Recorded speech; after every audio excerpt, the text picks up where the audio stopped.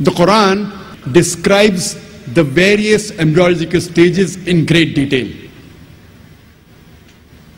The Quran mentions in Surah Mu'minun, chapter number 23, verse number 12 to 14, that we have created the human being from a quintessence of clay, then made it into a nutfah, a minute quantity of liquid, then made the nutfah into alaqa, a leech-like substance, then made the alaqa into mudga, that's a chewed-like lump, then made the mudga into izama, bones, then clothed the bones with lahem, that is flesh, and then we made a different creature.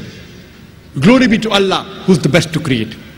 These three verses of the Quran describe the various embryological stages, the initial stages of development of a human being in the mother's womb in great detail.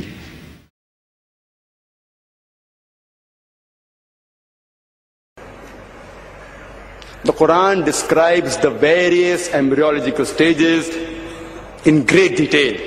In Surah Mu'minun, chapter 23, verse number 12 to 14, it says, we have created the human beings from a quintessence of clay, then made it into a drop, placed it into Qararim Makin, place of security, then made it into an alaqa, something which clings, a leech-like substance, made that alaqa into mudga, a chewed-like lump, made that mudga into izama, bones, then clothed the izama, bones, with lahem, that is flesh, and then made it into a creature. Blessed is he, the best to create. This verse of the Holy Quran, from 12 to 14 of Surah Mu'minun, chapter 23, describe the embryological stages in great detail. How could a desert Arab who knew nothing about science was so primitive that, for instance, they used to believe mountains to keep the sky up, would come to such conclusions?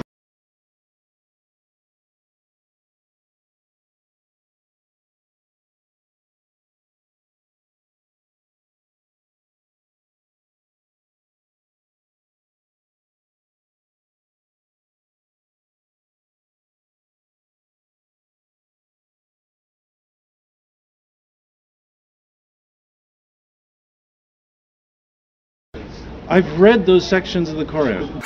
I've read those sections of the Quran. I've read those sections of the Quran. Do you disagree with the stages of embryology? The Quran, you know, the seventh. Yes, The Quran is babbling. It's throwing out these very vague, fuzzy descriptions, that, you know, of the embryo looking like chewed flesh or whatever. When you look at what the Quran says about it, it is vague. It is ambiguous. It's the kind of stuff that a desert nomad might guess. The Quran is basically stealing from Greek embryology. Galen, yeah? Well, I'm talking specifically about Aristotle.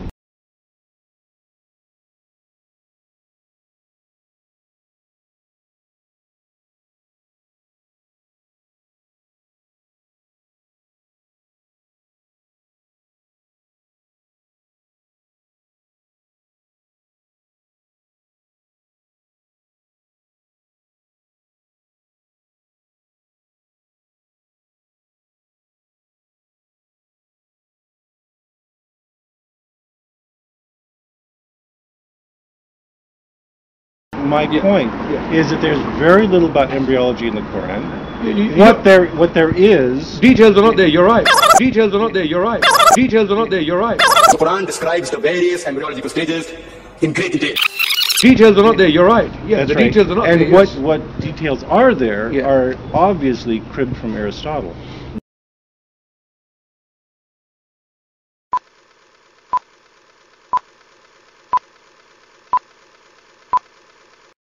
Like I say, when we look at the descriptions of embryology in the Quran, and we look at the descriptions of embryology in Aristotle, they're the same. Well, in what way, sir? Would you like to give us... The discussion of the development of bones, etc., all these things, the fairly crude stages that are described in Aristotle, it's obvious. You may have a point there. I'm willing to accept that. What I'm saying is, I'm willing to accept that there may be similarities, not that Quran borrowed from Aristotle. My contention is that the specific stages described in the Quran, how does that match with what Aristotle said? I mean, those stages are quite peculiar to the Quran. Quran is quite unique in describing those stages, because the bones are formed first and then the muscles, and this is how would a desert nomad know that? Right now I'm laughing at this idea that this is a specific description of embryology. Yes, bones develop first, then muscles. I agree, it's general. Yes. No, I agree with you, it's general. The Quran describes the various embryological stages in great detail. I agree, it's general. Yes. No, I agree with you, it's general. This is something that you can infer just by rational thought about embryology. You can also determine this by looking at fetuses from different animals. You can look by at desecration. Once again, you've equated these really crude, primitive guesses that you find in the Quran with the specific details of science.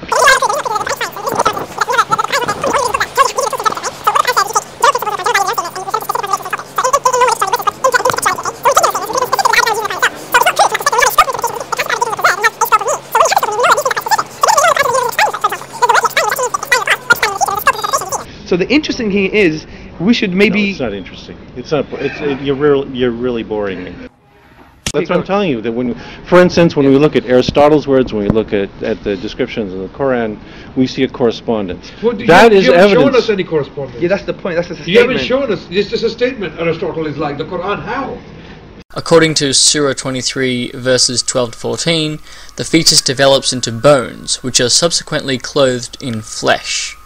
This too is plagiarized straight out of Hellenic science, this time from Aristotle, who stated the following, quote, "Round about the bones and attached to them by thin fibrous bands grow the fleshy parts, for the sake of which the bones themselves exist. For just as an artist, when he is moulding an animal out of clay or other soft substance, takes first some solid body as a basis, and round this moulds the clay, so also has nature acted in fashioning the animal body out of flesh." Unquote.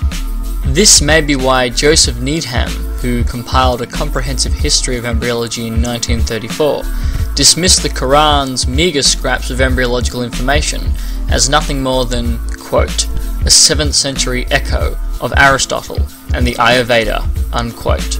Clearly, Surah 22 verse 5 and Surah 23 verses 12 to 14 contain nothing more than a cursive and rather meagre rehash of Hellenic embryological science.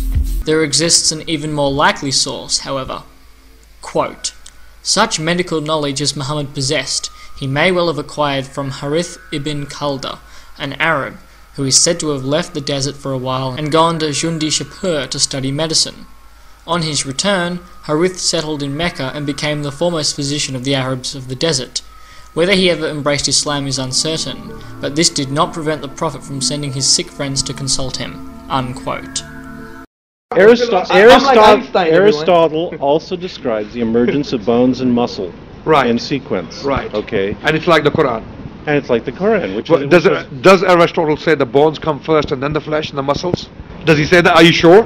Anybody that works. I'll let you think about this. Well, is that what I'm not saying it. Can you are you sure? Is that what the Quran specifically says? Absolutely, this is exactly what the Quran says. Absolutely, this is exactly what the Quran says. Absolutely, this is exactly what the Quran says. Chapter 23. Because you just demonstrated the Quran is wrong. Yeah, but how? That's not what happens in well, this is what the embryologists are telling us. This is exactly what the embryologists are telling us. No, they're not. Exactly what the embryologists are telling us. No, they're not. Exactly what the embryologists are telling us. No, they're not.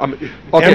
Let me tell you what Keith Moore said. I mean, you can disagree with him. He doesn't like Keith Moore. I don't know why you don't like. What he said on the page number 364A of his book, The Human Embryo. Firstly, the page to which you refer was written not by Keith Moore, but by Abdul Majid Azadani.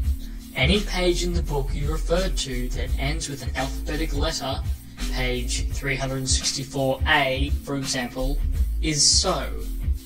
Furthermore, I actually contacted Keith Moore via his publisher, who told me that Muslims had taken his words out of context.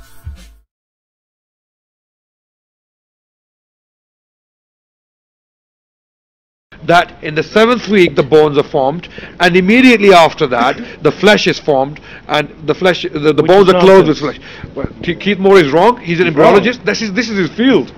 It's my field too. I know he's wrong. You're an embryologist? Yes. Oh, great. Wow. Wow. That's news to me. That's news to me. That's news to me. That's news to me.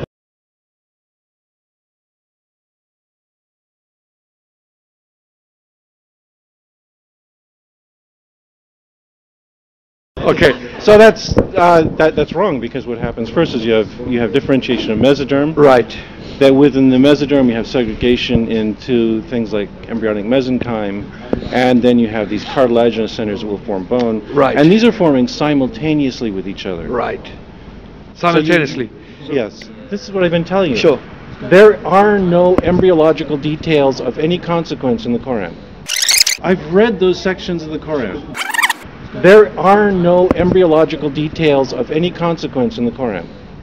Well, this is not stuff. The details are not there. You're right. You're right. The details are not there. The details are not there. You're right. You're right. The details are not there. This is not stuff that requires a huge library to figure out. This requires a passing acquaintance with general knowledge about the primitive state of biology at the time. On the one hand, you are complaining that there's this detailed, wonderful science in the Quran that you could only have learned from, revelation. Sure. And I'm saying that no, that what you find in the Quran is an extremely primitive science that was nothing more than the common man could have learned from, general interactions with learned society at the time. I think the really sad thing here is you're missing the enormous picture to focus on the pixel. Yes. I want you to think for a moment about the creator of the entire universe. Yep. Doesn't give a rat's ass whether you do anything good or bad in your life. All that matters, the sole criteria, is that you are gullible enough to follow the story of the least credible illiterate proponent you can follow. That's the sole criteria, and that's all. No, that's not true. Okay, if that's not it, then an unbeliever could be saved. An unbeliever would not go to hell. That's true. If all unbelievers go to hell, then the sole criteria is gullibility. In conclusion, it is saliently clear that Hamza Andreas Sortsis and Adnan Rashid are wrong, and that the Quran contains factually incorrect embryological information plagiarized from Hellenic science. It further follows that the Quran is an erroneous document, P.Z. Myers and Aaron Ra win, and the embryological miracle in the Quran is utterly refuted. Thank you for listening.